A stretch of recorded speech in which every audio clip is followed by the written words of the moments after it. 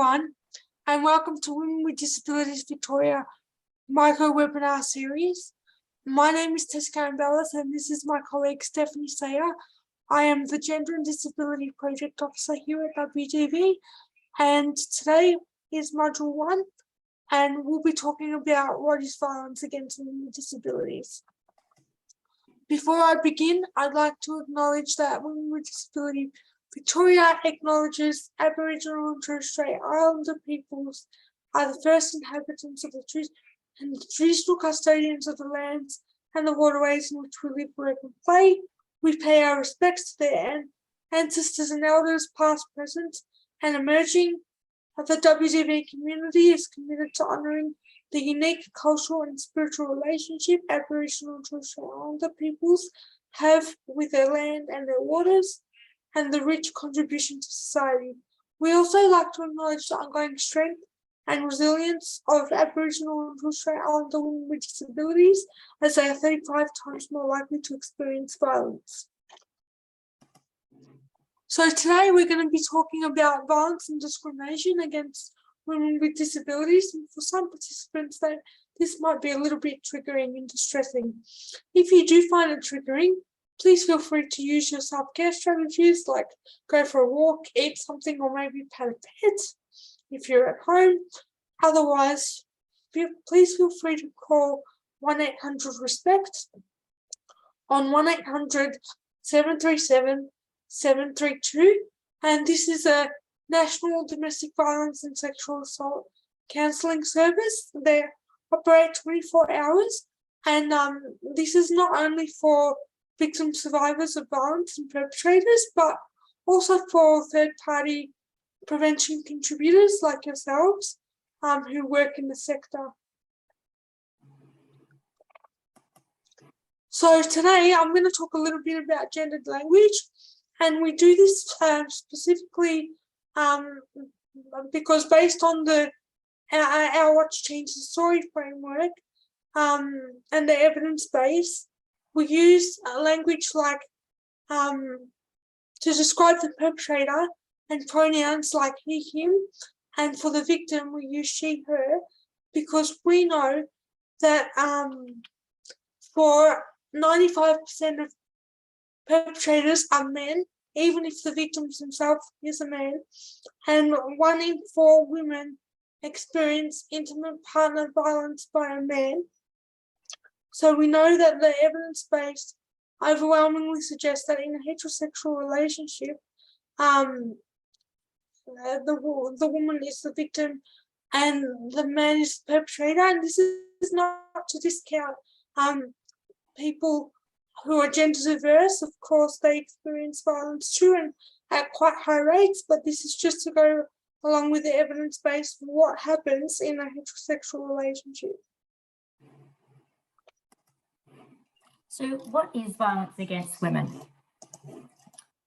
Violence against women is defined as any act of gender-based violence that results in or is likely to result in physical, sexual, or psychological harm or suffering to a woman, including threats of acts of coercion or arbitrary deprivation of liberty, whether occurring in public or private life. So this includes, but isn't limited to, things such as intimate partner violence, family violence, sexual assault and harassment, dowry-related violence, female genital cutting, and forced sex work and trafficking. Thanks, Steph. So all violence is unacceptable and is experienced by both men and women. According to the ABS data obtained through the Personal Safety Survey, 4 in 10 men and 3 in 10 women have experienced some form of violence since the age of 15. 1 in 20 men and 1 in 5 women have experienced sexual violence since the age of 15. 1 in 4 men have experienced violence by a stranger, whereas 1 in 4 women have experienced violence by an intimate partner since the age of 15. So it's clear from the data that both women and men are victims of violence, but there are some very distinct differences in the way violence is experienced. So men are more likely to experience violence in a public place by a stranger, and it's usually a one-off occurrence. Whereas in comparison, women are more likely to experience violence in a public space, in particular that's within the home, by someone that's known to them, and it's usually a repeated pattern over a course of time. So family violence is a type of violence against women, and under the Family Protections Act, it is defined as any behaviour by a person towards another family member that is physically or sexually abusive, emotionally or psychologically abusive, economically abusive, or threatening or coercive. And it can also be any behaviour that controls or dominates a family member and that causes that family member to fear for their safety or well-being, for them or for somebody else in the family. And then there's also behaviour by a person that causes a child to hear or witness or otherwise be exposed to any of those previously mentioned behaviours. So a family member is defined as a spouse or domestic partner, an intimate partner, a relative. It could be a child who normally or regularly resides or has previously resided with the person on a normal or regular basis. And it can also be a child of an intimate partner.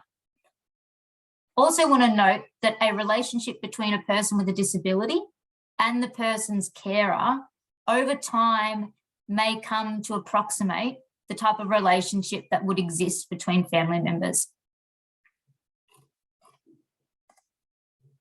Violence against women is a serious and widespread problem in Australia. 1 in 4 women has experienced violence by an intimate partner. One woman a week is killed by their intimate partner. We need to shift the focus on disability here. So intimate partner violence is a leading contributor to illness, disability and premature death for women aged between 18 and 44 years.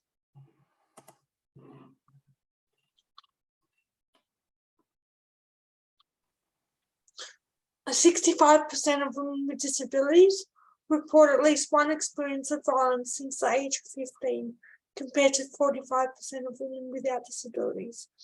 This graph depicts disproportionate rates of violence experienced by women with disabilities compared to women without disabilities. 52% report physical violence compared to 28% of women without disabilities. 30% experience some form of intimate partner violence compared to 21% of women without disabilities. 33% report sexual violence compared to 16% of women without disabilities. 37% report emotional abuse from a former or current partner compared to 21% of women without disabilities. 27% report stalking or harassment compared to 16% of women without disabilities. So some women with disabilities experience even higher rates of violence and discrimination. So this is explained using the term intersectionality, and it describes the ways in which aspects of a person's identity can contribute to the overlapping forms of structural and systemic oppression and discrimination. So when we use an intersectional approach, we seek to acknowledge that gender equality may be compounded by other forms of disadvantage that a person may experience due to other characteristics such as race, Aboriginality, religion, ethnicity, disability, age, sexual orientation, or gender identity. So, for an example, Aboriginal and Torres Strait Islander women experience higher rates of disability than non-Indigenous women and report disproportionate rates of violence. Also, the LGBTQI community with disabilities experience higher rates of crime, violence and discrimination. Women with disabilities living in rural settings experience higher rates of social isolation and have less access to support services. You also have women with disabilities from refugee and migrant backgrounds are less likely to report acts of violence or access disability services. And then women who are, women make up 74% of elder abuse victims and may also be living with disabilities.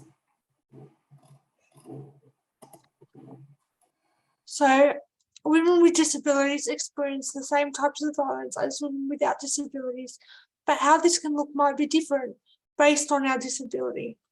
So violence can impact us on the individual level and on the structural level.